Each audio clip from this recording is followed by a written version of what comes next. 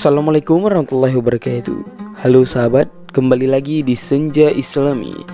Pada kesempatan kali ini saya akan mengisahkan seorang ulama Ibrahim bin Adham yang rela berhutang demi kebaikan sahabatnya. Penasaran bagaimana kisahnya? Sahabat, simak kisahnya berikut ini. Ibrahim bin Adham bin Sulaiman bin Mansur al-Balkhi adalah salah seorang ulama tokoh zuhud dan arif pada abad kedua Hijriah. Julukannya adalah Abu Ishaq dan disebut juga sebagai Al-Ijli. Ibrahim bin Adham dilahirkan dalam sebuah keluarga kebangsaan Persia atau bangsa Arab Bani Tamim. Kota Balkh kala itu termasuk dalam teritorial kekuasaan Khurasan.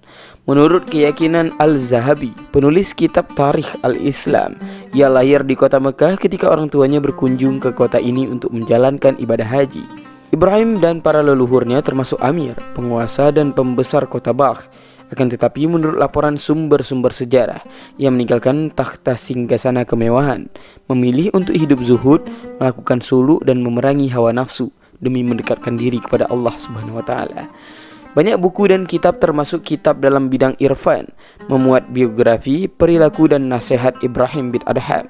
Sebagian sumber seperti Tazkirat al-Auliya karya Athar Naisaburi juga menyebutkan Ibrahim bin Adham pernah berjumpa dengan Nabi Khidir dan juga mengetahui isim teragung ilahi.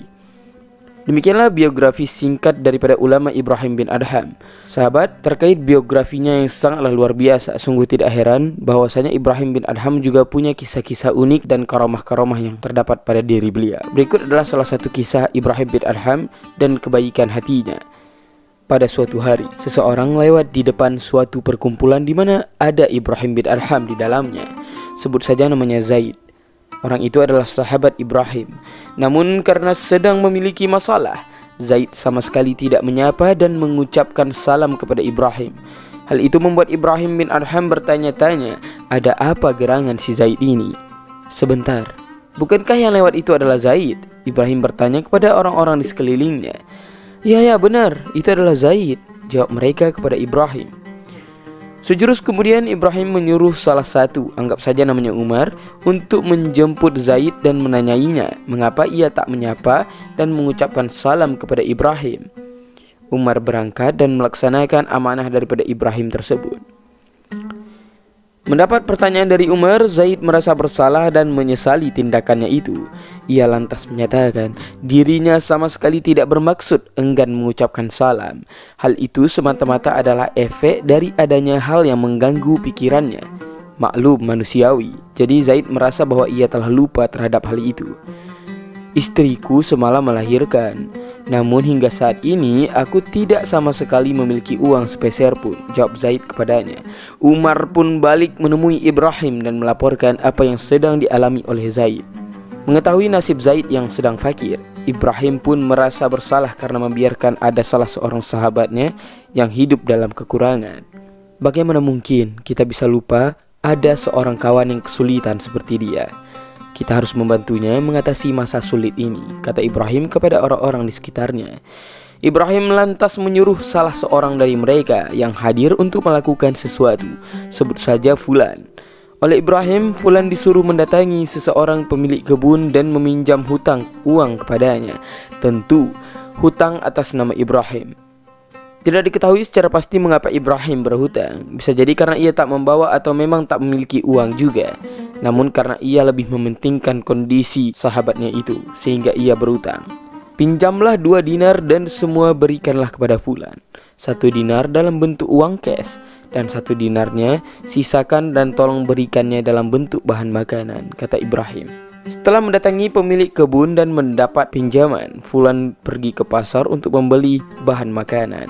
Setelah itu ia menuju rumah Zaid. Singkat cerita, karena Zaid tidak ada di rumah, maka bahan makanan dan uang itu diterima oleh istri Zaid. Siapa yang berinisiatif memberikan ini semua, kata istri Zaid sesaat sebelum Fulan undur diri. Ini inisiatif dari Ibrahim bin Adham. Tolong sampaikan ini kepada suamimu, jawab si Fulan. Sebagai balasannya, istri Zaid pun mendoakan agar Allah tidak melupakan dan selalu membalas kebaikan yang dilakukan oleh Ibrahim bin Adham. Fulan pulang melapor kepada Ibrahim tentang apa yang dia alami di rumah Zaid. Mendengar penjelasan Fulan, Ibrahim bahagia bukan main. Bahkan tak pernah ia terlihat sebahagia itu sebelumnya. kebahagiaan karena bisa membantu dan mendapatkan doa dari yang dibantu. Zaid pulang ke rumah dengan tetap tidak membawa barang apapun. Sedih. Namun ia mendadak kaget ketika ia mengetahui ada banyak bahan makanan di rumahnya. Kekagetan itu semakin lengkap manakala sang istri memberikan uang 1 dinar. Dari siapakah ini? Kata Zaid kepada istrinya. Sang istri pun menceritakan semuanya. Sama seperti yang dilakukan sang istri sebelumnya, Fulan mendoakan agar Allah tidak melupakan dan selalu membalas kebaikan yang dilakukan Ibrahim bin Adham. Kisah ini terdapat daripada kitab Uyun Al-Hikayat. Lewat kisah ini kita bisa termotivasi untuk selalu membantu orang lain yang sedang membutuhkan. Tentu bantuan ini disesuaikan dengan kapasitas kita. Sahabat, jika memang tetap tidak bisa membantu, maka satu-satunya cara adalah dengan tidak membuat orang lain celaka dan sedih.